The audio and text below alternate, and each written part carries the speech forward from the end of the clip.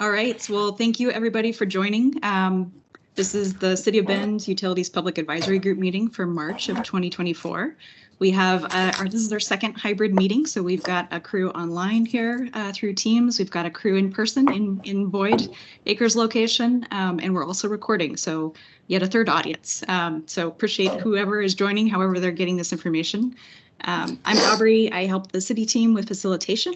We have three topic champions from the city team today. So Austin is going to talk about the stormwater master plan, along with Krista, who is part of the consultant team supporting that work. We have Dan online here today, who is going to be sharing some on water conservation. And then, of course, Elizabeth, who is in the room with Lori. So a full team of the usual faces.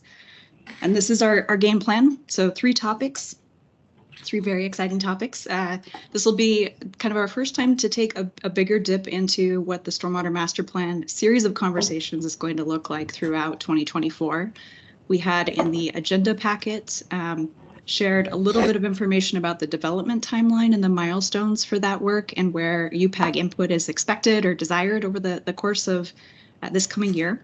So we'll hear more on that today, and also some initial questions related to that work for the UPAG to provide input on. Then we have conservation is going to be our middle portion and kind of the second main half of the meeting. We're going to hear from Dan some of the latest metrics on that program and ask a few questions of this team. And then we're going to get a little preview on erosion from erosion control standards updates from Elizabeth towards the end. So before we get there, we always like to take just a quick minute to reflect back on the prior meeting. If folks in the room have a takeaway, I'll let you gather your thoughts, but I'll share a few things while folks are thinking about what they might want to say. Lori led us through a great virtual water systems tour of Bend, and of course it's recorded, so if you want to go back and enjoy that or remind yourself of something, it's available. We started in the history of the surface water system, talked a bit about the membrane treatment facility that is part of that surface water system, the groundwater management, and the wells that are also part of your dual resilient water portfolio, and how conservation fits into that and helps to manage some of those peaks of the summer spikes that are kind of that seasonal influence. I wanted to mention a couple of the things that came up in the discussion. Towards the end, we had some interest from the group about reclaimed water and gray water and how some of those other more nuanced pieces of the One Water portfolio fit into Bend's system, or don't right now, but how they might in the future. And we also talked a bit about education of single-family homeowners and what really is the easy button, or is there one, for helping to encourage some changes in how people use water in their households. And we talked about the landscape contractors, the homeowners, the permitting, just some of those nuances. And that's a good segue into what I think Dan will be sharing today. The bottom part of this screen, I think maybe courtesy of Lori, we also have a little QR code here. Oregon Public Broadcasting has something that they just published yesterday that talks about how Central Oregon is coming together to meet water scarcity considerations. Haven't had a chance to listen to everything yet, but I think Mike Bittner is in there, as well as Mayor Keebler and others from the region. So a good resource to check out for folks who are interested. Yeah, that was, Aubrey, that was, so if people listen to Think Out Loud on OPB radio, it actually, they played it yesterday. OPB was here in town on Friday at the River House recording live. And it was really good. They had all kinds of different stakeholders there. I encourage folks to go listen to it. I think you might find it enjoyable if you weren't able to listen yesterday. And I think maybe that QR code will get you there, or just go to OPB Think Out Loud and look for that. Excellent. Any other takeaways from the group or anything that folks wanted to mention as a question or comment, thinking back to those water system, our February meeting? Hey, Aubrey, if I could just piggyback off of Lori's comments. Hi, everyone. Mike Bittner, Utilities Director. Good to be here. The OPB event was pretty neat, and I think that we were talking this morning, you take a step back, and really what they were doing was highlighting all of the collaboration that occurs in Central Oregon and has for a couple of decades. We've got a pretty rich history going, that predates the Deschutes Basin Water Collaborative, goes all the way to the Deschutes Water Alliance. Lots of environmental groups have played different roles, and that's evolved over the years. But you realize when OPB comes and knocks on your door and wants to ask you about those things, that they don't necessarily occur in every basin. A lot of basins are a little more litigious. We choose to sit down and really work through our issues here. And I think that was really kind of the highlight of the story. One of the reasons they came to highlight, what we were talking about. And they did like Lori said, they did a nice job of touching on every little bit. It was Melanie Keebler and I to start, or Mayor Keebler and I to start. Let's see, Bobby Bruno and Kate from Fitzpatrick. Confederated Tribes, and Kate Fitzpatrick of DRC to follow up. And then we had Phil Fine and Matt, 2 farmers from North Unit Irrigation District. Phil Chang, Commissioner Chang, got a bit in there. And then they ended with Todd Heisler from Central Oregon Land Watch, who's the river advocate, who did a really nice job of just kind of framing like the measurement piece. And Mayor Fitch from City of Redmond, who really outlined kind of the criticality of their situation. So it was they're pros, right? They knew what they were doing, and they knew how to, like, within a week or two, kind of capture all of the key points, get all the right people, and go through the event. It was kind of fun. So anyway, take a listen. So does that mean you might be on Wait, Don't Tell Me this weekend? Because that would make my... I try to avoid all of these, quite frankly. That's not the way it works.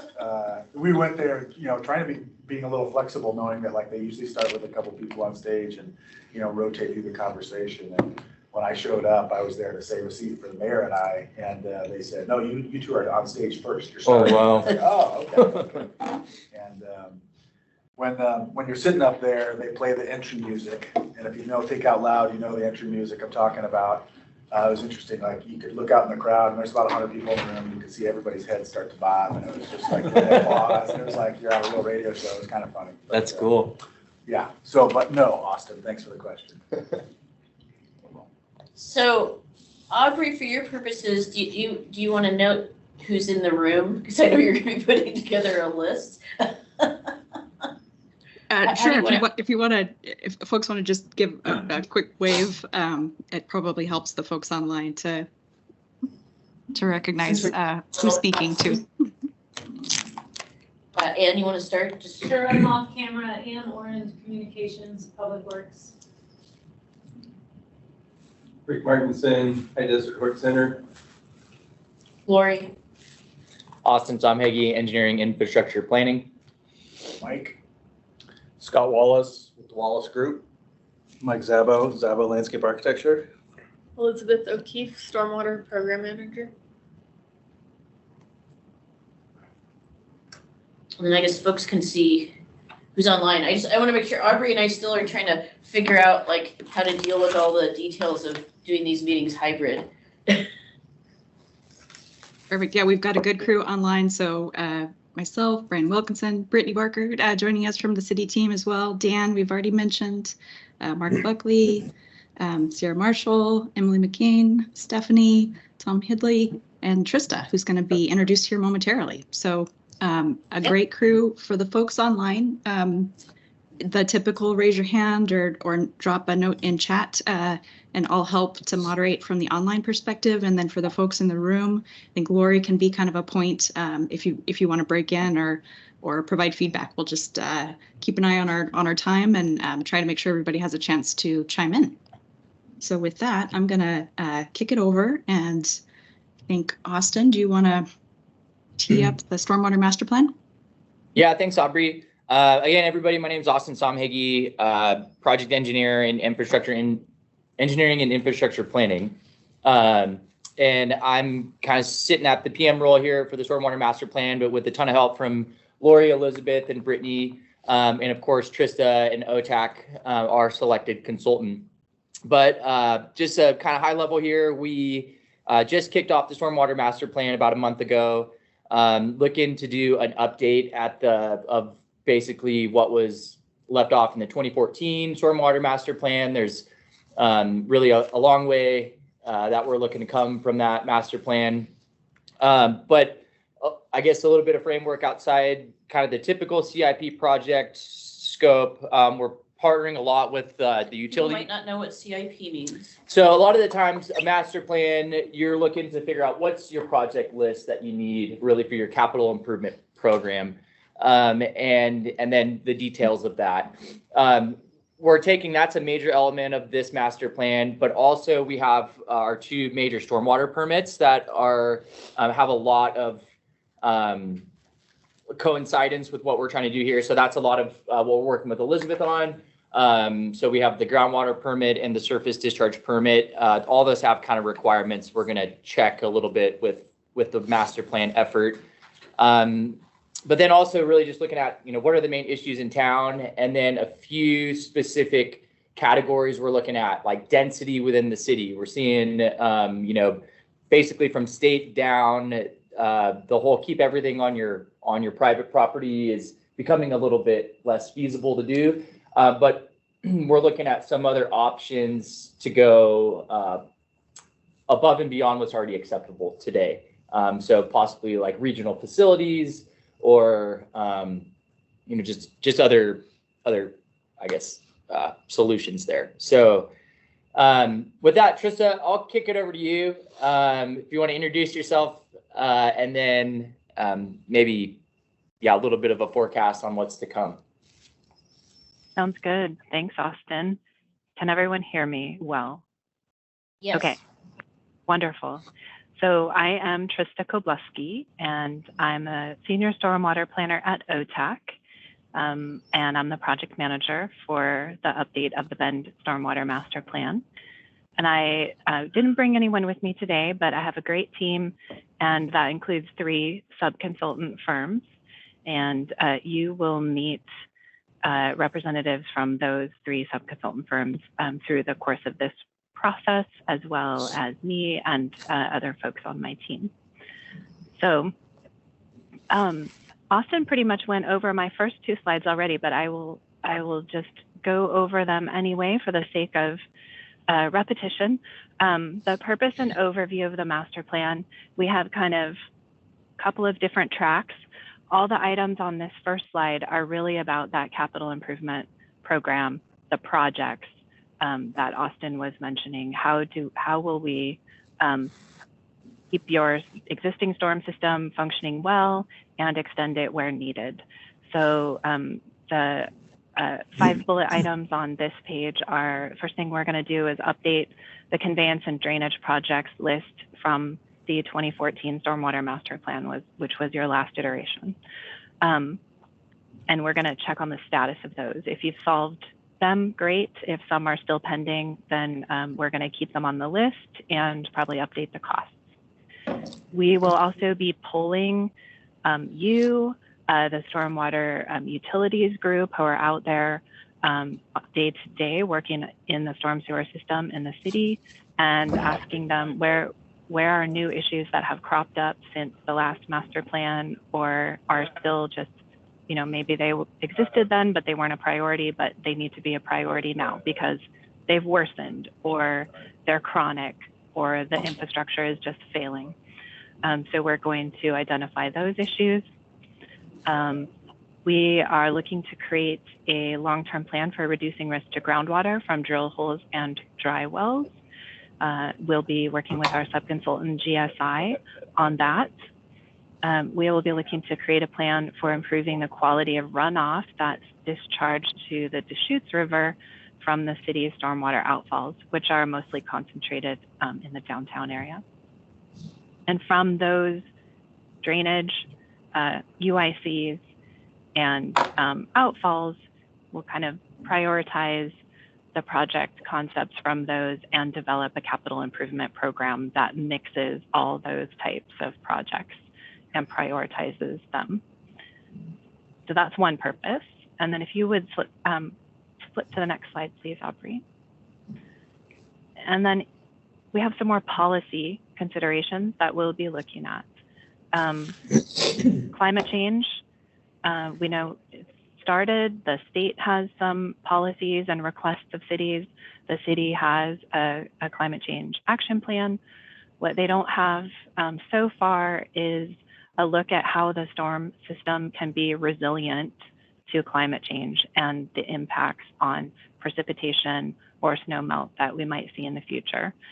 The Stormwater Master Plan is just going to take the first step toward assessing how the city might want to look at resilience against climate change for the storm sewer system.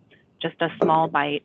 Mostly what's going to come out of that is probably recommendations for future steps that would be a more in-depth analysis and might result in policy recommendations.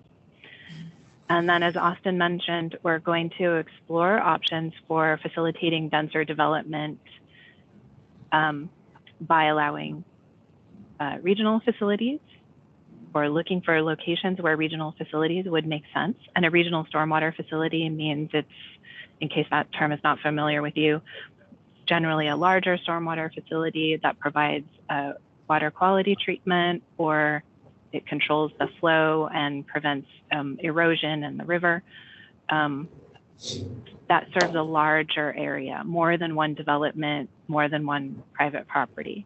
And there are multiple ways that those could be configured. So we're going to look at that as an option.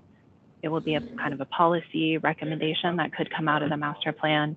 And then could we allow private runoff to be managed in the city rights of way in order to make it easier to do infill or development? And that would support, make it easier and support that idea of denser development, which touches on a couple of different concerns in the city. So we will be exploring those items, and as a package, those are the main things we're trying to do, the main purpose of the Stormwater Master Plan. Okay, could we go on to the next slide, please? So what would UPAG's role be in this? We will be coming to you early on for visioning. We know the kinds of things we're going to look at, but particularly around the capital program and policy recommendations, what is most important to you as the utility advisory group and to the community as far as you understand it regarding stormwater? How can stormwater, the stormwater system be upgraded in a way that works for the city? And also, how can the stormwater system serve other city priorities if possible? And then also for visioning, what is the story of stormwater in Bend? We're going to get the story of stormwater in Bend from staff. We'd like to hear from you as well. How does this impact your life? Do you think it's a priority for the city? Or is it less important than other things? For when we begin to develop solutions, we will also be talking to you. How will we prioritize these stormwater capital improvements? Is it more important to repair and replace what's there? Is it more important to solve the drainage and flooding concerns? Is it more important to begin to protect water quality in the Deschutes River through your outfalls? Is it more important to retrofit drill holes so that there's less chance of groundwater contamination? We'll be asking you for your priorities on the solutions that we develop. And then in the policy arena, we'll also be talking to you. If we want to look at regional facilities, what are the opportunities and impediments that you see? How do you feel about those? What do you think the community thinks about that? What are the opportunities and impediments to managing runoff from private properties in the right-of-way? Do you see that as a good opportunity, or as a path we could take that's could be a source of conflict? And we'll be polling you about that. And then how much emphasis on climate change resilience should we take after this master plan? Like I said, we're just going to start with the first small steps. What is your feeling about how much emphasis the city should put on that from the storm sewer system perspective following this master plan? So we'll be talking to you about these things a few different times over the next about year or so. We're going to try to finish the master plan in about 18 months. So we need to kind of have most things finalized in our heads in about a year, and then take a few months to write it up and present it to the city council. Okay, could we flip to the next slide? So here's the project timeline. It's just an overview. As Austin said, we just got started. we're trying to finish in July of 2025. We are in the planning stage and the discovery stage right now. So we are early on. We are just figuring out what city staff, and soon we'll be asking you, what do you know about your stormwater system? Where are the weak points? What are the recent successes? So that's what the discovery stage is all about. And then visioning, as I talked about, that's sort of the values of this group, the values of city staff, the values of the community. How will they apply to the stormwater master plan? Once we have an understanding of the problems, the recent successes, and the vision that the community has, then we'll move on to developing solutions. And we will use some of the information that we gained from you and the community during the visioning stage to prioritize those solutions, develop that capital improvement program, and kind of solidify our policy recommendations. And then we will write the plan and sort of present the final recommendations that came out of it to everyone who participated, pause a moment to make sure that we get a thumbs up, and then, pardon me, present to City Council, and then leave it in the capable hands of the city to implement what has been projected in the plan. I will pause there for any questions. Thanks, Trista. Yeah, so really what we're looking for is kind of some early summer involvement. And I know the summer's already pretty busy for UPAG. So we were looking at kind of doing like a spin-off subcommittee if anybody's interested in volunteering with that. I know Elizabeth has some other kind of needs with the other stormwater permitting requirements. So I think the goal was to do like a little spin-off group of UPAG for kind of stormwater needs. So let me give some context to that. So I think, as everybody knows, on UPAG, we don't normally have summer meetings. We have the June field trip. We've said we don't have a July and August meeting because everybody's busy in the summer. We're recognizing with the schedule of a couple of things, it would be really nice to pick a few people's brains during the summer if anybody was like willing to do that. So that's kind of context there. We won't have formal UPAG meetings, but if and I want to note on this call, I'm thinking there's 3 of you here. So Scott in the room and Mark and Tom all have served for quite a while. And I think the 3 of you all were on what was called formerly the Stormwater Public Advisory Group that Wendy Eddy ran when it was just stormwater focused.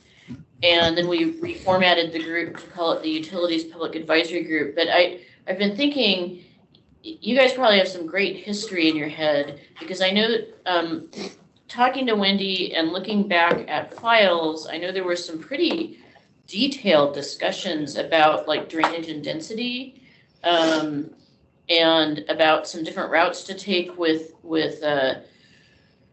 selecting and possibly implementing a variety of best management practices for like on-site development. I've looked at some documents from that, but I would be thrilled to find a way to not pick everybody's brains, but also you 3 who have served for a while, because I don't want to lose something that we'd already started gaining some momentum on previously, and I want to make sure we have that. So I don't know if any of you 3 is interested in offering yourselves up for maybe a couple of meetings in the summer, but as well as anybody else in this group too. And you could volunteer now, but you could also just think about it. Like there's this offer on the table for folks to say yes. Let me know the dates and times, and I'd be inclined to participate. Yeah, thanks, Aubrey. I think today we're just trying to introduce ourselves, what we're doing, kind of the schedule to come. May time, I think we have more time in the UPAG meeting to actually get into a little bit of content. And then that smaller group would then be like an additional meeting or 2 after that, just to follow up. So yeah, don't need any volunteers today. But And then we will still have things to say to follow up with the full UPAG once you reconvene in the fall. So our schedule, we do in order to keep to that 18-month schedule that we're trying to complete this plan in. And this slide is a little bit too detailed. I think I did put it in there, but I think it's too much to look at. But in order to keep to that 18-month schedule, we do need to talk to UPAG or members of UPAG over the summer, but we will have things to come back to you with in the fall for the whole group, so that you can, vet what has happened basically over the summer when you weren't meeting. We included this figures in the agenda packet too. It might be a little more legible than on folks' screens right now. Yeah, so it's hard, definitely hard to see right now. I think, yeah. Mike, you had a question? I don't want to hold this up. I know you got other slides to get through, so I'll ask Okay. a follow-up question later. I couldn't hear that, I'm sorry. I just had a couple of follow-ups. I'll ask questions when you're all wrapped up here. Oh, okay. Yeah, so I will also say that the March meeting, the May meeting, sorry, we'll have, I think, about an hour to discuss the stormwater topics then. And this was more of us talking to you. That will be a meeting where we're asking you questions, looking for feedback, and we will be presenting some of our visioning questions to you in advance. So you have a little bit of time to think about it before we come together at the meeting to discuss those visioning topics for the stormwater master plan. So just as a lookout in the future, that's something to be prepared for and know is coming. This was, like Austin said, just kind of a hello, we're here, getting started. And May will really ask to hear from you. But having said that, I'm not sure if we should pause again here for questions or do the UPAG focus questions first. Well, let's jump to the focus questions, I think. Okay. So these are just things to think about. Just get your juices flowing. Where or what is the most talked about stormwater problem in Bend? And you were People are saying, all- Trista, that it's quality and quantity, right? So sort of, Yeah. or Austin maybe said that too. And it could be also customer service. Like maybe when you call with a drainage complaint, nothing happens. Maybe that's the most talked about stormwater problem in Bend. But yeah, we wanted to ask everybody just really quick off the top of your head, is there something you could tell us about what you think is one of the most important issues that we should try to cover in the master plan? So. Yeah. It's really hard to bite your tongue in here, isn't it? Yeah. Well, I would just say that with the focus on, densification and so forth, having a continuity between lot sizes and density and stormwater, you have to have those meshing together and making sense and being workable. So with the push to, for all kinds of ADUs and you just look in every neighborhood in town, it's getting more dense. So what's the program, what's the policy, what's the approach to accommodating that? And that needs to be done now as these are being built and as the city infills. And the public, along with that, the public involvement projects that we've done over the last 20 years, one of the main things that we hear is people are confused. They know that there's a requirement to deal with stormwater on site. It's like, how do we do that? But most people are under the impression that it's a city requirement that's not attainable. Okay. Are you having a hard time hearing, Trista? Yes, that's fine. I'm having a hard time hearing a little bit. I think I can hear okay. That to add on to what Scott was saying, I mean, we've actually been putting private residential runoff in the public right of way for quite a few years now. We've had some changes in the development code that allows that for dense single family types of housing. But yeah, there's other types of things too. And so maybe just a standardization across the stormwater master plan and the code as to how that's done is probably warranted.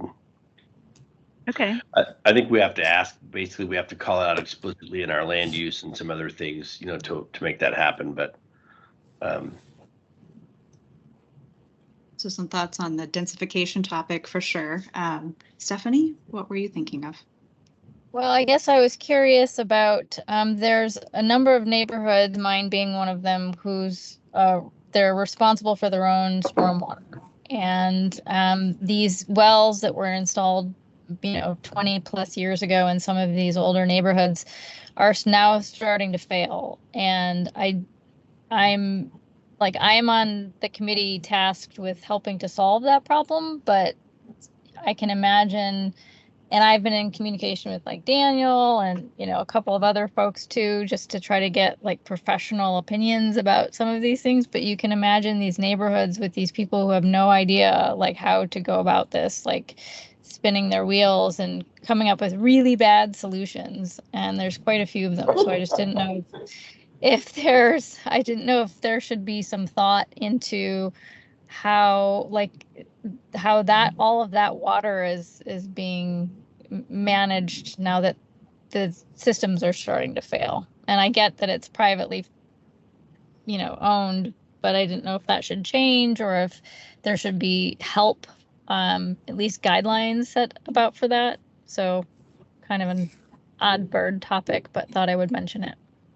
No, thank you. Yeah, Stephanie, I think that really hits the crux of the issue with like anything offsite disposal management. The history we've seen of like leaving these to like HOAs and, private ownership to maintain doesn't quite happen. There is a stormwater maintenance agreement that says, yeah, we're going to sign it and say we're going to take care of it, but what are the details of caring for it? And so what we would look to do with the master plan is like kind of keep the status quo where you can, maintain all your water on site, but then also look to develop a structure that would then say, okay, what would a fee structure look like then? So if the city then has the resources to maintain that utility for the future, and effectively it could be like a new rate class or something like that. But it would be looking to make sure that those facilities are seeing that proper maintenance and attention, which we believe would be through the utility department, and less up to like private, HOAs and things like that. There's a lot of policy discussion to have on this. This is a really great topic. I figured it would be of great interest. And then we have certain limitations placed on us by our regulatory permits, where our permit says, first deal with stormwater as close as possible to where it's hitting the ground. First deal with it on site. Then figure out how to decide if you can't handle it on site, what does that look like? And then if you meet that criteria, then what's the next step for where can you handle that stormwater and who should manage it all the way around? So we'll have permit limitations to talk about as well as practical reality. Yeah. And I think kind of the final thing I'll mention, and I'm sorry, we're going way over our time, but it's like kind of with the stormwater permits that we have, the drainage code and everything right now, the way it sits, I think we're looking at possibly doing some updates to that. But there's a certain amount of like enforcement that hasn't been happening, where we have a lot of water leaving private property, running onto public property, becoming a nuisance to construction projects or just final management of that. So we're going to have to start drawing some lines and getting a little more serious about enforcement to then allow these other, systems to actually work. But anyway, so that's to talk about. So how are we on time, Aubrey? It's about 20 to noon. So Austin, you queued us up to kind of wrap this topic, but if there's a final thought from the group, something that folks didn't get a chance to express as a major, I see Tom has just added to the chat. So a couple of topics here: densification and groundwater protection. places of interest, and in terms of the utility master plan outcome, transparency, and translation to the public ratepayers of that thoughtful planning and kind of effective utility management. So, and Anna, you've got a volunteer now too for that summer subcommittee. Any other thoughts from the conference room? Anything else that folks wanted to add on this topic? Hey, Aubrey, just a couple of points. You had a really great timeline slide earlier, like slide 8.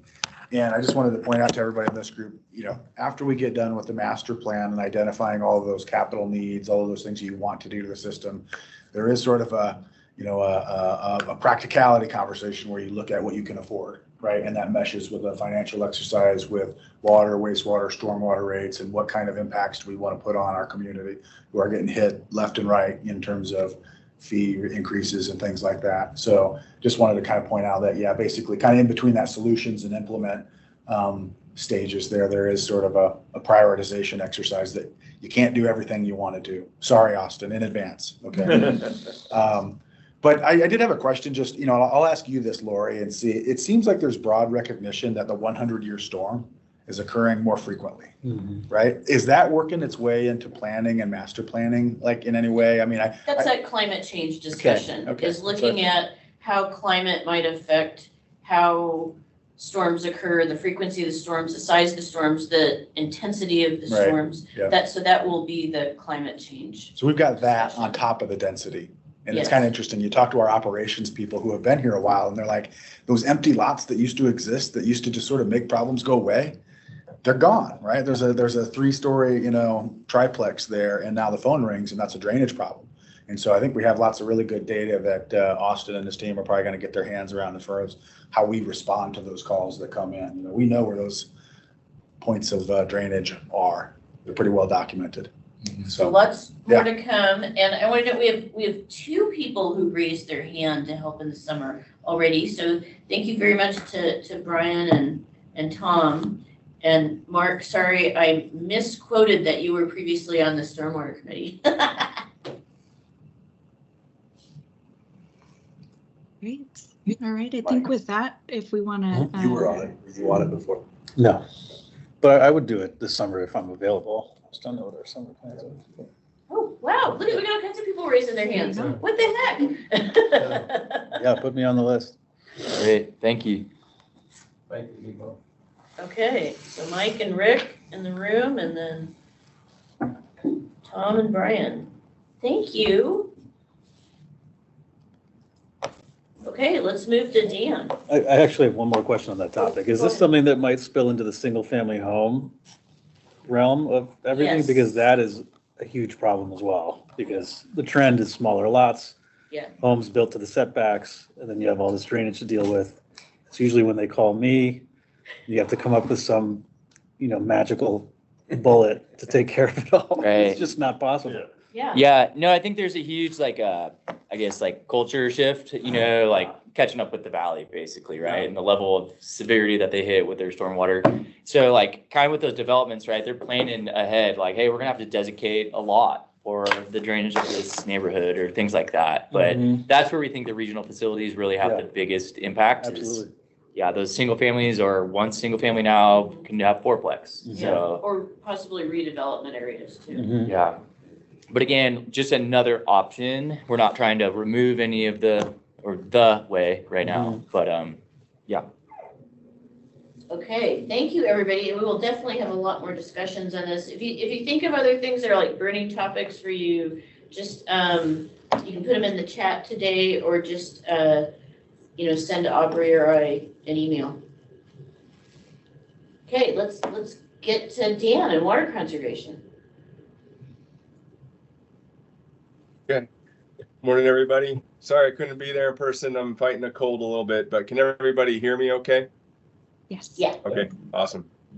So yeah, it's about the time of year where we've got the year-end data to report, and we're putting together our briefing for council here in April. And so just kind of wanted to share some kind of the higher level metrics that we've got. So for those of you that were in the group last year, you saw some of these similar graphs. So our maximum day demand, this is just a report on our annual peak season day. So basically what we base all our infrastructure needs on in the water system is or one of the variables that we base our infrastructure needs on in the water system is our peak day. And so you can see for the 5th year in a row, we've kept that pretty flat. That's good news for us operationally.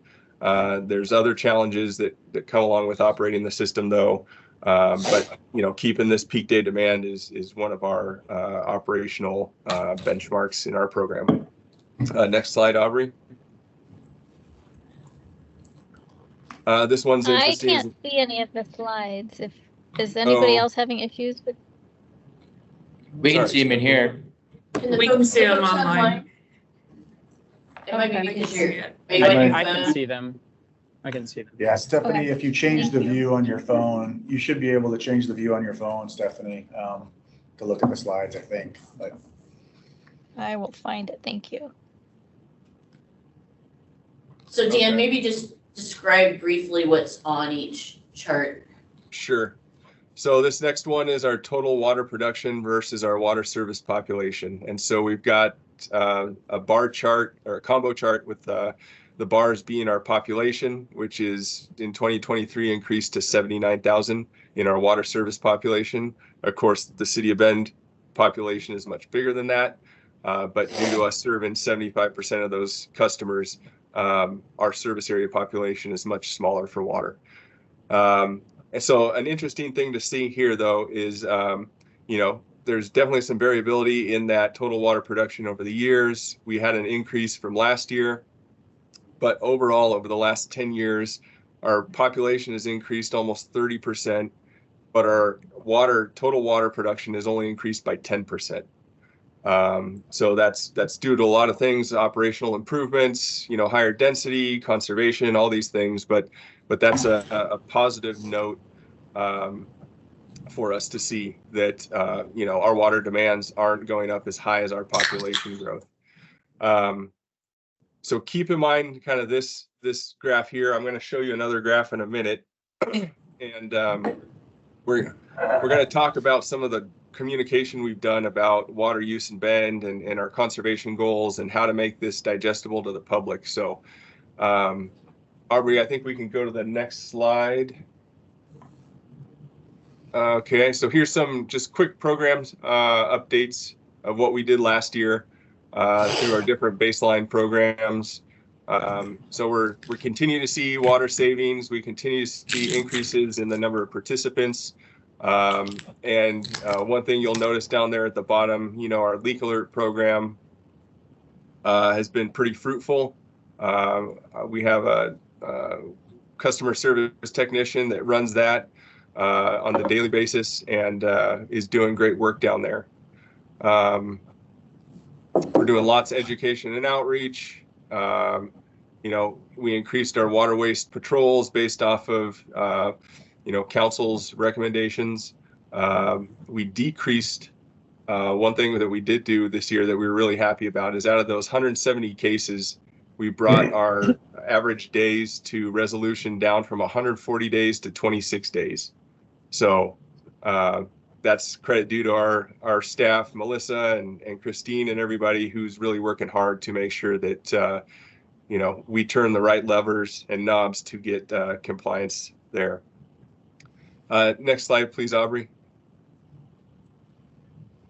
So talking about public-facing goals and metrics. So I think it was Scott Wallace that mentioned in one of the previous meetings about, giving the public that thermometer or that where are we at working towards our goal. So one of the things we did this year is putting together some public-facing metrics so we can just talk to the public about what we're doing in our programs, right?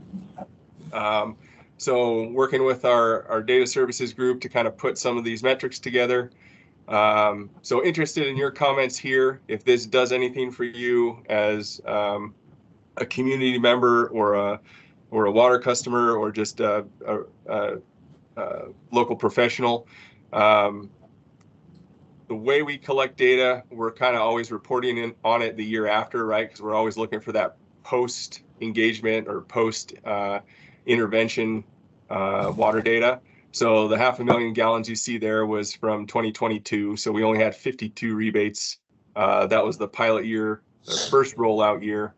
And I think, we got, 4 months worth of rebates during that year. So it was a short year, a low number of rebates, but we're encouraged, with the resources we're providing people, the follow-up inspections where we've got staff going out there showing them how to use these devices or program these smart controllers correctly. We are seeing a net savings. So we're hoping to see that trajectory continue. Next slide, please. Dan, will there be a number? Will there be a number for 2023? We just don't have it yet. Yeah. So right. So we'd be looking for the summer of 2024 to see the difference, right? So by December 2024, we'd have the post numbers for that 2023 year. Lots of utilities will just, they'll throw out some preliminary numbers. And so here's a question for the group. Lots of utilities will take like a toilet or an advertised savings for a smart controller or other irrigation device, and they'll just throw those out there as expected savings numbers. They're probably a lot higher because, as we know, something other than like a fixed device like a toilet on a smart controller, there's a lot of human interaction and human error that can happen, or behavior that needs to change in order to see those targeted savings. But a lot of utilities will just throw those numbers out, and they're pretty inflated. So we wanted to throw out actual numbers when we were talking to the public, but curious to hear what your guys' thoughts were on that, because that would be a way to put some projected numbers out there a lot faster.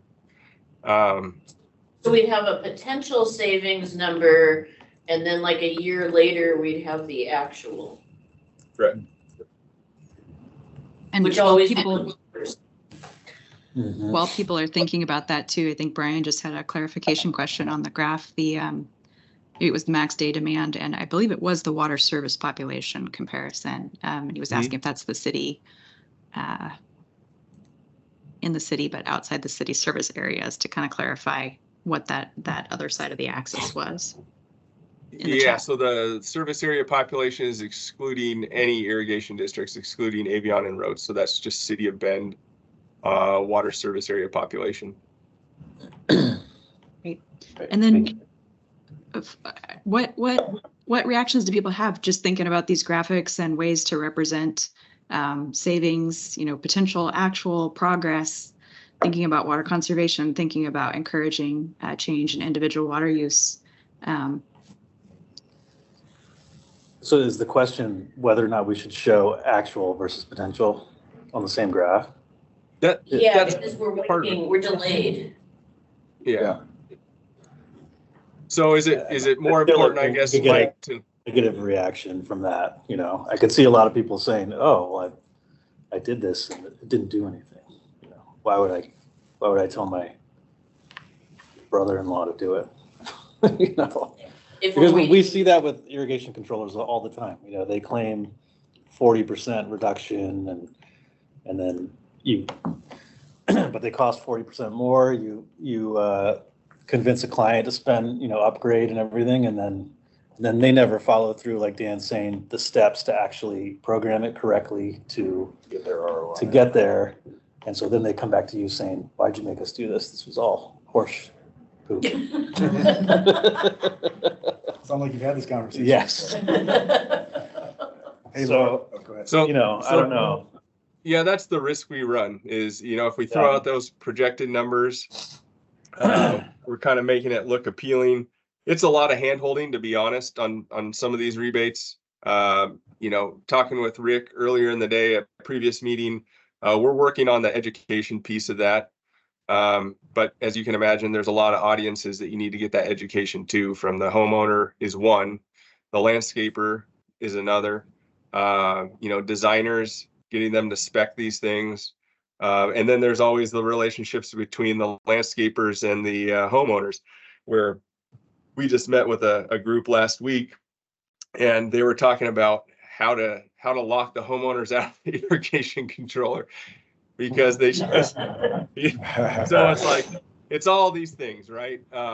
And so it's again, putting consistent, you know, and realistic information out in front of the group. So I guess one of the things we were thinking about is, is it better to just throw our goals out there and then have the realistic numbers show up just a little bit later, right? I think is the path we've chosen so far, but just throwing that out to the group.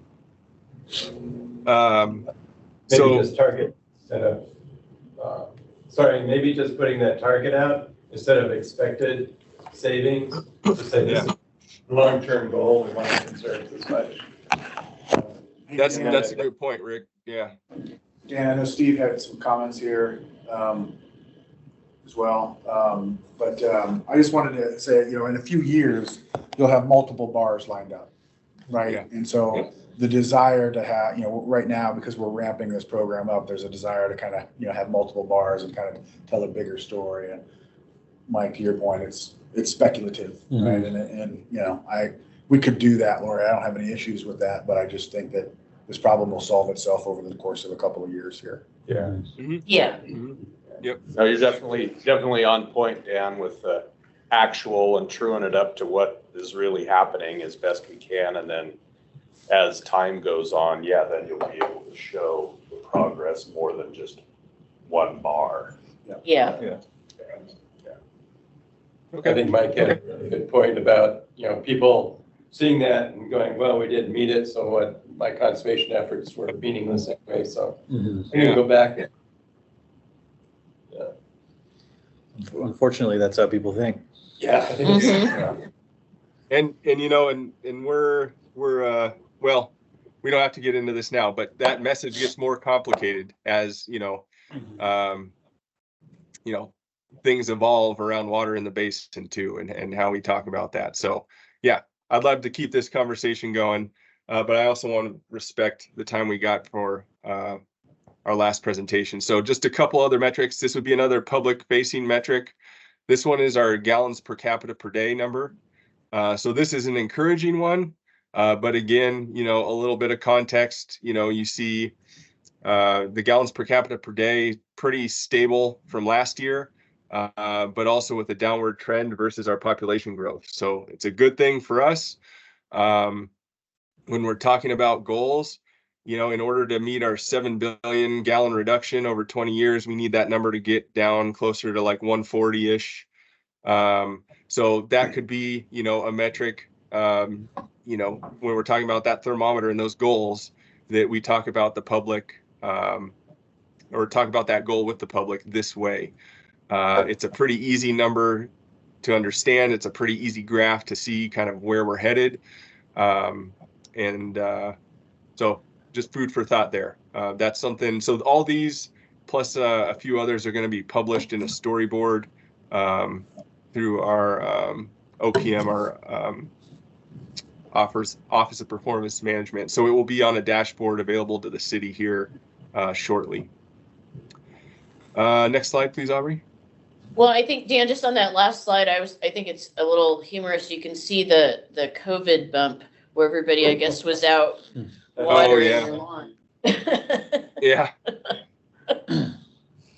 Yep. People were home and took advantage, right? Taking more showers. It's something, Longer showers. Yeah, living in close quarters, right? It's okay. So one of the other things we're working on here, folks, is as we roll out all these programs, we're creating a GIS kind of base map so that we can kind of track and look at not only like how many of these are going out, but also where, right? So what are the customers that are taking advantage of these rebates? Where do they live? What kind of areas? What kind of social, economic, and backgrounds are being engaged, and try to help inform us, where can we do better with our messaging, or who's hearing this, et cetera. So this is something that'll be ongoing, but we're pretty excited that we started a few months ago getting all that data in here. So that is hopefully going to inform, once we get into, the 4th and 5th year of these programs, how we're doing. So Dan, slide. That's who responded? It's like you put stuff out on social media, this is who responded? No, so these are program participants. So this is code enforcement cases, this is rebates, this is work through large landscape programs. So we'll be able to track all our programs in these different layers on this map and have all that report or that information on that engagement or that customer.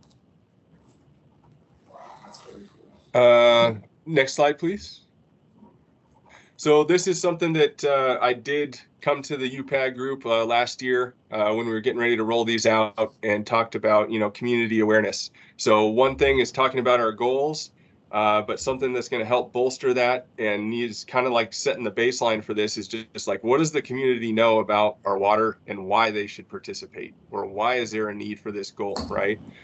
So in spring of 23, we sent out a survey to about 3/4 of our customers through an email, but we also had these surveys at all of our community engagement events. So Earth Days, anytime we were tabling a booth at a neighborhood association, etc. So we collected this pre-survey information that varied from, are you aware of, we have 2 water sources? Are you aware that, water is mostly used outdoors, to, do you know we have a program? And, do you know we have rebates and etc. To try to help inform where we need to hit our communication or turn up the dial on communication. And then so during the summer, we ran a series of TV ads, we increased billboards, we had social media, some radio, really turned up the dial on our efforts. And then in fall had our post survey. And we asked for, people that participated for testimonials. That was another piece that we think will be helpful in promoting these going forward is, when you have your peers providing their experience with the program. So I just quickly wanted to share some of the input, some of the results for that. So next slide, please, Aubrey. And as you guys can see, out of all those people we were trying to engage, we got about 250 or close to 250 respondents on both of those. So those might be the same 250 people that are listening to us. I don't know, but we do have a good following of folks out there. Some encouraging things. We saw a 5% increase on people, aware now that we had a dual source of water. We saw close to a 10% increase on awareness that water was used outdoors, really driving home that point that, hey, there's a lot of conservation potential outdoors when we're looking. It's not at the shower head or your faucet per se. Next slide. Hey, Dan. Please. Yes? Are those? I almost feel like those bars are backwards. Is it so? Spring was the first time you asked the question, and then fall you asked it again. Correct. Yep. Yeah. So Okay. yeah, it's a little bit confusing when you're looking at that because you see fall first. Yeah. Yeah. So when you're looking at these, sorry, the spring respondents were in purple. Thank you, Larry. Next slide, please, Aubrey. So the awareness of code, since some of our direction from council and our environmental climate committee was to start enforcing code. We wanted to make sure people were aware of it. So we got some funny responses. That middle one there, yes, I'm aware, but don't keep to the guidelines. I know, but I don't care. Take that with a grain of salt. People have their reasons, but we're gonna hit you with the information then, right? So we saw, a 14%, look at my metrics wrong. So we saw about a 6% increase there. We saw hearing about the how they heard about it. We wanted to look at like what types of engagement are people hearing this information as to like how we invest our funds into these different outlets, these media outlets. And number one was always program notifications from the City of Bend. So when we're sending emails or social media, that's where most folks are responding to it. Let's see, next slide, Aubrey. And this code was the water waste code, like the watering hours and. Correct. Yep. So this is our municipal code for the use of water. So talking about water in the street, irrigation hours and days, etc. And community awareness of our rebate program. So a lot of our broadcast media was centered around the rebates. And so this was something encouraging to see that, by the end of fall, people knew they were offered. And we got quite a few testimonials from folks about, appreciating the help and the follow-up.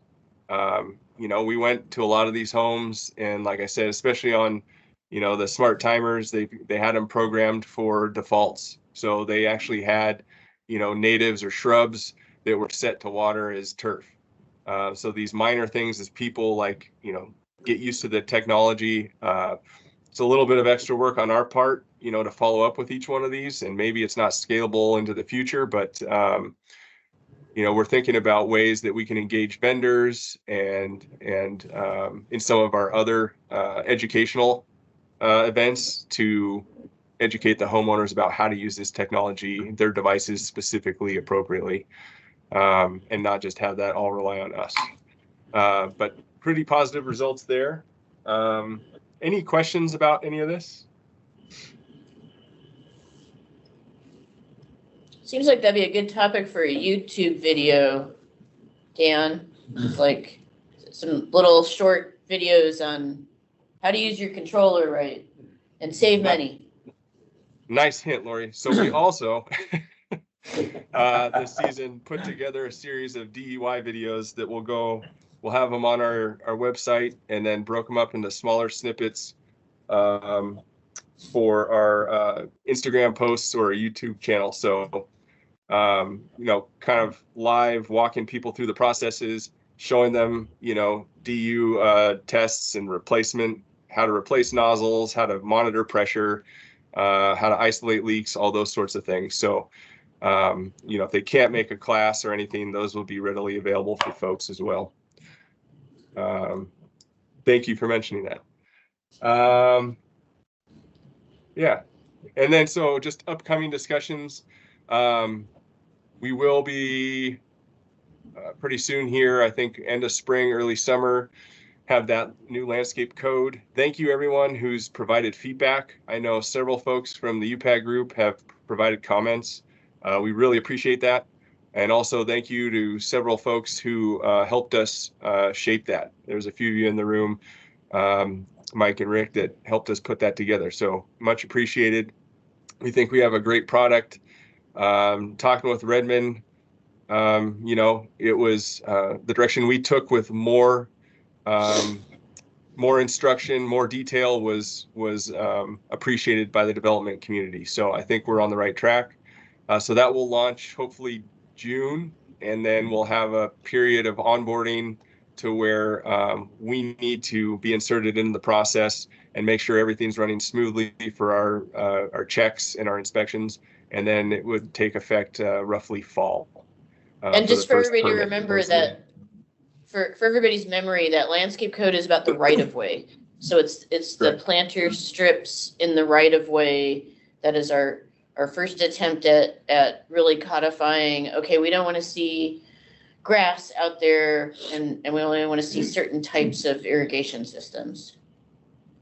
And there's lots of conversations that are spinning off around this about, heat island effect,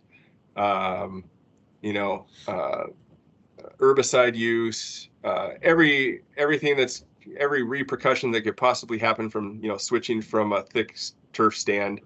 None of it is unsolvable. None of it outweighs the benefits of this new type of landscape in the right of way. But it does bring to mind and a topic for this group that I'd like to get into next week with you is, the educational needs surrounding all this, right? So we put a lot of work into figuring out plant densities to kind of combat, weeds and, those increased radiated heat effects from having different types of ground cover versus a plant material that's transpiring and cooling. So there's going to be some education that needs to go along, not only to the developers, but to the public for this. So we've got some ideas, but definitely want to have a discussion with you guys.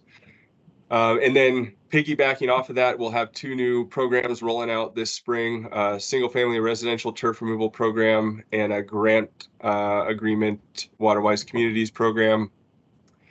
We're working out the finer details in the website right now, but should have that open to the public and interactive by April 1st. Sorry. But again, talking about those implications of like, what do we do afterwards, right? And what are the side effects of this? And then the third conversation that kind of goes into there is, with Firewise standards, all these things coming together. We want to make sure that we're on the same page with, OSU, the county, our city, everybody is talking the same language, and we have something that we have enough options for folks to not only save water, but to make their houses fire safe. So thank you guys. Any questions for my pizza's done? You had a question, Austin? Well, just super high level, the turf removal program, it would just be like a rebate if you were to remove your turf, or what? Is it help in removing it? What is? So yeah, so it's help in the fact that there's education and resources putting you through the process, but it's essentially $3 a square foot for removal up to 1,000 square feet. So we're not out there digging it up. Right.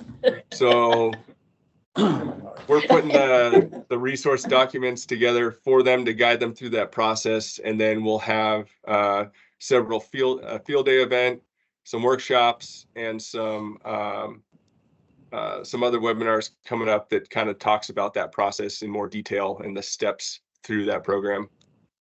Cool. I have one thought. It might be too detailed for this. I don't know, Dan, but I was thinking back to the controller issue, residential, and the smart controllers, specifically like the Hunter one, they hook up to a weather station, but the only free weather station in this area is at the airport.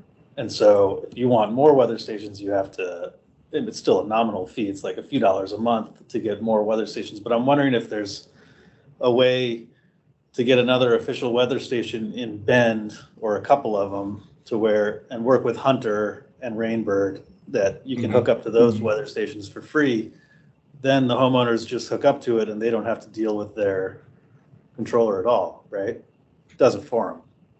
Yeah, that's a good point. I mean, I think most of them. I know we're talking about it as Public Works. Yeah, but yeah, I think most of them use that broker, that Weather Underground or something similar. We are talking with Agromet right now about getting another Agromet weather station out at the reclamation site, because we do need that east side ET data. Right now, our only current station is down there by the river on the west side, so totally different microclimate, different readings than we're going to get out on the east side, which, when we're talking to schools or somebody like a Mountain View or parks, totally different ET numbers out there. So yeah, that's something we could talk about. I think most of them will try to like triangulate between other weather stations, private and public. But the reliability of those comes into question based off of maintenance. So right now we're offering, a site specific weather station. So if you want to do the Weathermatic or Hunter with a solar sync, you still get the rebate on that. If you go the wireless option, we just have to talk to those vendors about, options. They always seem like, it's like any software. They're always like 10 years ahead. They got something working in the back room. So maybe just hearing from us would be good. I just know I have a lot of clients that won't sign up for the pay version. Yeah. You know, even though it's like $4.99 a month, but the only free one is out at the airport, which totally different microclimate. So. And maybe that's something, you know, when we talk to them about the ROI, right? I mean, the water and the recouping, the water savings and the other benefits is going to offset that $4.99, right? So it's just a matter of getting them to see that benefit, maybe. Right. Yep. So we've got about 15 minutes left. I'm thinking maybe we'll switch over to Elizabeth to hear on the erosion control standards, but also want to mention that our next meeting in April is going to spend a bit more time on conservation. So some of these metrics and things that were shared from looking back at the last annual report, I think April, we're going to be looking forward a little bit towards the water conservation program and potential changes in that and kind of thinking about the return on investment. So there's more thoughts on ways to provide compelling metrics at kind of a citywide level or an individual homeowner level to encourage those kinds of best practices. Be great to continue to hear that from this group. And Dan, you can say anything else you'd like to there to wrap us up, and then we can switch over to Elizabeth. I'm done talking, but if anybody has questions, please speak up. I'm going to lose my voice here soon.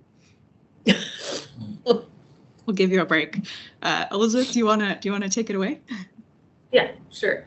So we're going to kind of switch back to the stormwater side now and talk about erosion control. Can you go to the next slide, Aubrey?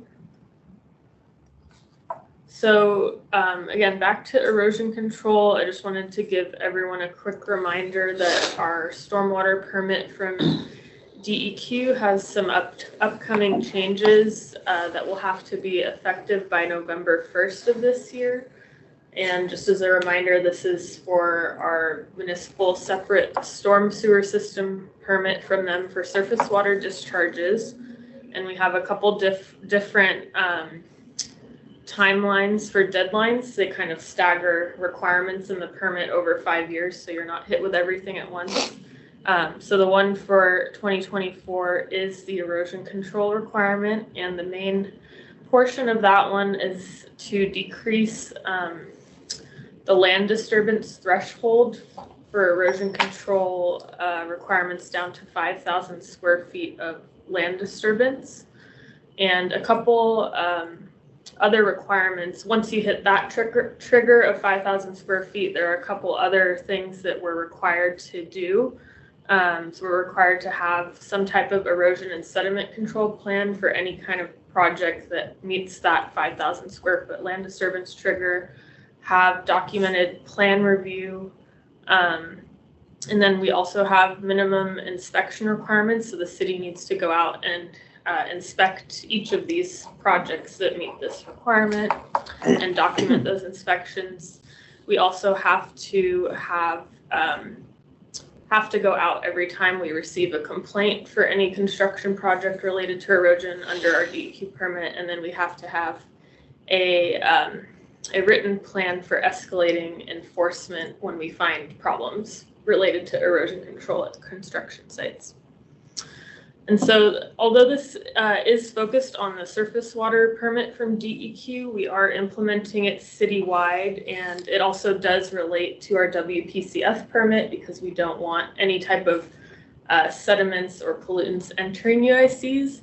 And I will also mention that our current WPCF permit, which is Water Pollution Control Facilities permit, from DEQ for underground injection control facilities, so dry wells and drill holes, groundwater stuff. That current permit, it was administratively extended from last year, so we're still under extension.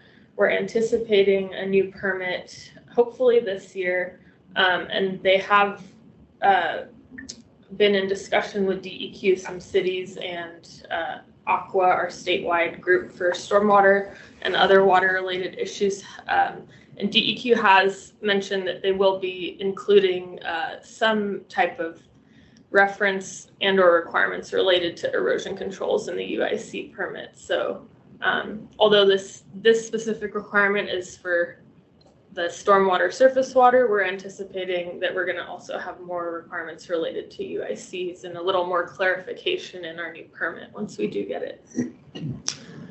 Okay, so you can go to the next slide.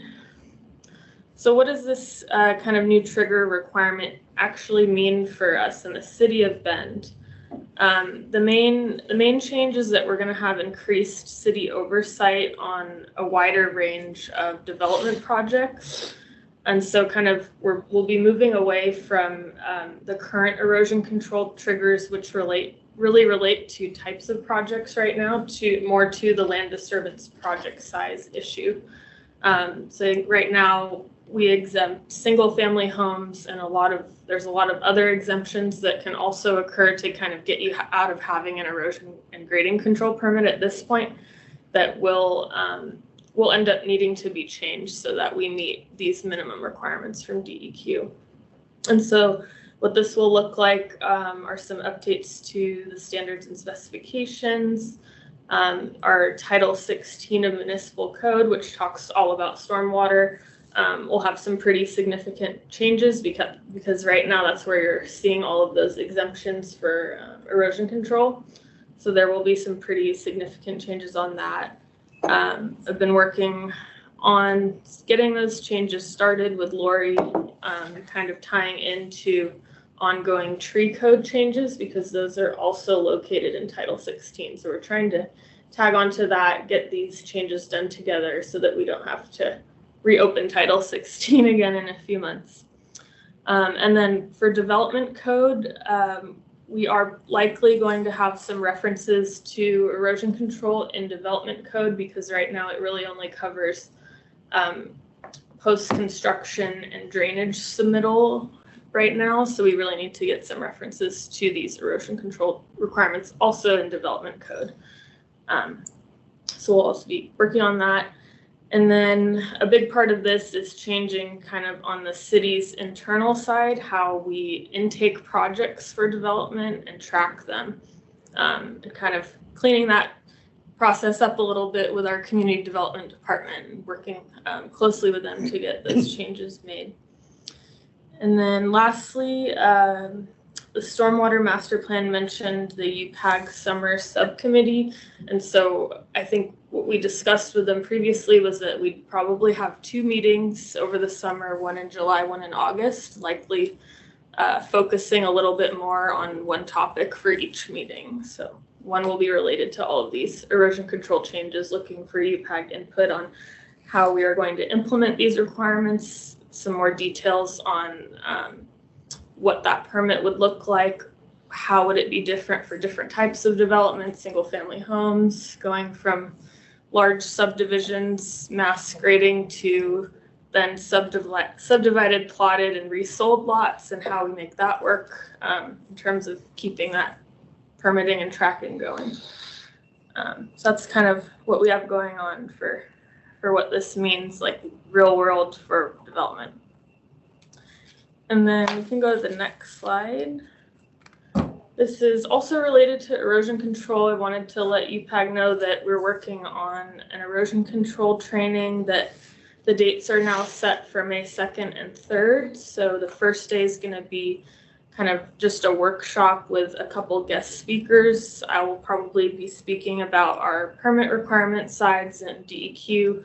We're also looking to have a DEQ guest speaker, which will likely be their Eastern Oregon 1200C inspector. It may also be a different person, but we're working on that. A couple speakers from OSU Cascades on the soil side.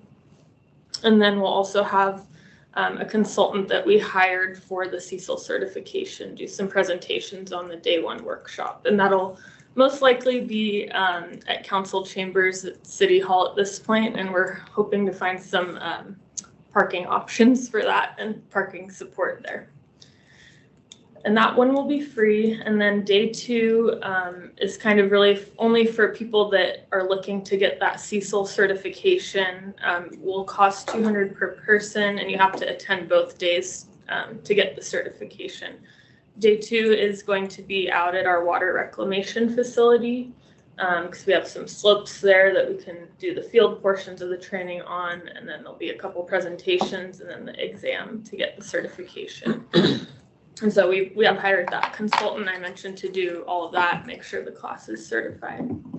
So yeah, more to come on that. I'll make sure to get the registration portal sent out to UPAG once we get it up in the next few weeks. Any questions on the erosion control slides? So if talking about erosion encouraged anybody to participate in the summer subcommittee, if anybody wants to add their name to the hat, but Tom, Brian, Rick, and Mike were the folks who had raised their hand initially for those summer conversations. Out of curiosity, how many permits have you been working under over the last year in the city? How many are there? Is there? There's hundreds per year, I think. Yeah, but right now it's not every project that has a permit gets in there's different types of development permits, right? And not every type of development permit gets an erosion control permit. So there's way more development permits than there are erosion control permits at this point. So by lowering the standard, what kind of expectation are you having for the numbers and how much more effort that may take in implementing and enforcing or inspecting that? Yeah, a lot more effort. So we're going to look at ways for different types of projects to simplify both the intake process and the inspection process as well, where certain developments may only be complaint driven or drive-by inspections, where others require more frequent follow-up. But it is going to be a large staff time a heavier lift. Yeah. Of course, those types of requirements from DEQ don't come with money to enforce it. Yeah. No, they do not. Oh, add this in your spare time. Oh, yeah. Yeah. By the way, we're going to double your workload. Once Elizabeth said 5,000 square feet, that got everybody's attention downtown on the community development. So there's a lot more work coming. So yeah, that's what it sounds like the task is, though, was to figure out how to streamline that, get that done in a administratively feasible way, in compliance. Yeah, not be overly burdensome to everybody out there in the community. So and would those be needed to be stamped by a civil engineer? Not for every type. We're looking into simplified options for single family, where it's a template that they can use. It's easy, but a lot of the issue now is if they don't have that permit, we can't track and inspect them. For example, right now, like I said, single family homes are exempt. So once the larger infrastructure permit is closed out, all those single family homes are sold off to individual builders that are no longer tracked for erosion control. So you kind of lose that ability to enforce as easier. So that's what there'll be more discussion in the summer about as we kind of try to figure out a pathway for dealing with all these small lots, or maybe a couple of options, and to get some input on that will be great. Yeah. Well, there's not is there a way to exempt out lots that are potentially covered under a 1200C permit so that you're not double dipping the inspection? And because whether they are, if they're part of a larger development, they still have to have 1200C coverage to try to keep from doubling up on that effort. Don't we wish? Unfortunately, not at this time. There's two separate permits and they both have to be implemented, so no. Yeah, it's a great question, and we hear that from multiple people, Brian.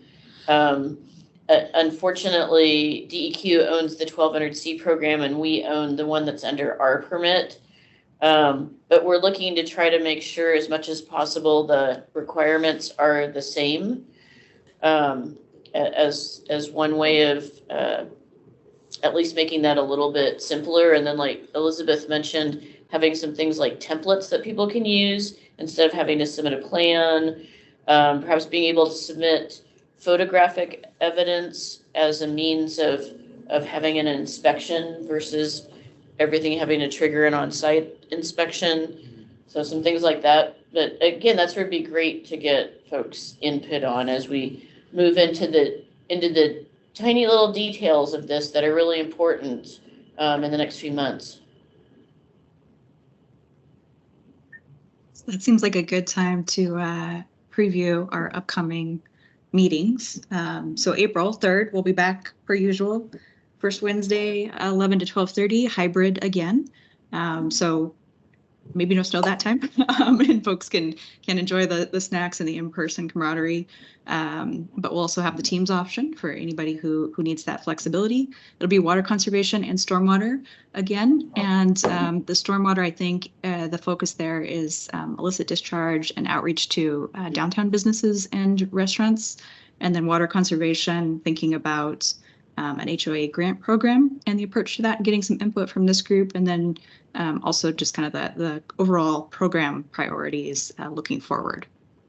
So that's April, and then May will be a stormwater master plan, which you heard from Austin and Trista, kind of some of the areas of input for that first sounding board process. So that's the look ahead. With that, I'll add, Aubrey, that the other item for May, it mentioned groundwater protectiveness. So separate but related to the master plan, we're updating our groundwater protectiveness demonstration, which is likely going to lead to changes in where we allow, what we allow for like dry wells in terms of location around the city, like areas where there might be perched groundwater versus it's super deep in the ground, and also areas adjacent to existing drinking water wells. And this includes an analysis of what we might expect. So that there's emerging contaminants discussions. There's what's called PFAS, kind of these forever chemicals that were the firefighting chemicals, the things that are in Gore-Tex, stuff like that, and trying to predict how far those chemicals might migrate underground, and therefore, again, what distance of separation there should be from underground injection facilities, from like where people might pull drinking water from. So we're getting some really interesting information out of that analysis, and that'll be shared and discussed, and what we do with that in May, as well as the stormwater master plan. Lori, we have a vendor or consultant working on that right now? Yep. Okay. Thanks. And we, if folks have ideas or any feedback for us on process to make sure that we are giving enough balance of time so we can hear from you and share information, or anything about the hybrid meeting format that would make things a little easier for you, please let us know that as well, because we always want to make sure it's easy for everybody to participate. So with that, we'll continue to collect if folks have other ideas to chime in on any of the questions we asked today in between meetings. And if not, you'll find the resources posted online, and we'll regroup again in April. Yeah, we're usually posting like the meeting video and the slides within about a week of the actual meeting occurrence. And it's on that, you go to the utilities webpage and you look for Utilities Public Advisory Group and click on that. Great. Will that link to the OPB thing be on the same page? There's a QR code up there. There was a QR code, yeah. Slides. Yeah, I don't, it's on the slides. So when you look at the slides, you'll be able to click onto that. Okay. Yeah. Thanks, everyone. All right. Yes, thank you guys. Thank you. Thanks, Aubrey. Thank you. Bye.